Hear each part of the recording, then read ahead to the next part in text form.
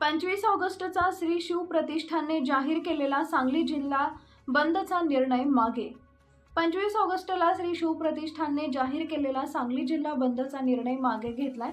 25 August रोजी श्री शिव प्रतिष्ठानने बांगलादेशमध्ये हिंदूंवर अत्याचाराच्या निषेधार्थ सांगली जिल्हा बंदचा इशारा दिला होता। पण बांगलादेशमध्ये हिंदूंच्यावर अत्याचाराच्या बाबतच्या मागणीवर येत्या काही दिवसात कारवाई झाली नाही तर पुढे निर्णय घेतला जाईल असे शिव प्रतिष्ठानकडून सांगण्यात आले।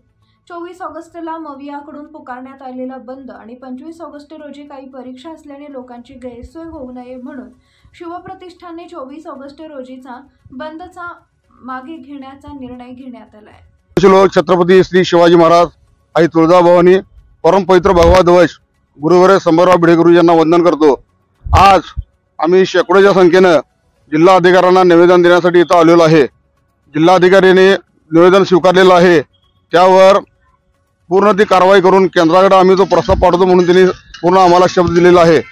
दुसरी गोष्ट, दिनांक 25 तारखेला जो श्री शिवप्रतिष्ठान हिंदुस्थानला जो बंद पाळलेला होता तो थोडा आम्ही पुढे ढकललेला आहे। त्याचं कारण असं आहे की 24 तारखेला काही संघटनेने बंद पुकारलेला आहे, महाराष्ट्र बंदची हाक दिलेली आहे।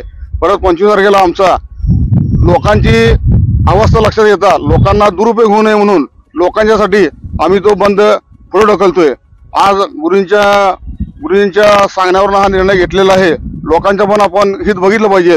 24ला एखादं बंद, 25ला आमचा बंद हे न करता 25ला काही परीक्षा पण आहेत, तर आम्ही सगळा आमचे अविनाश सावंत, मोहनसिंग राजपूत, गुरुजी, आम्ही रावसाहेब देसाई यांनी ठरवलं की आपण गुरुजी बंद पुढे ढकलूया।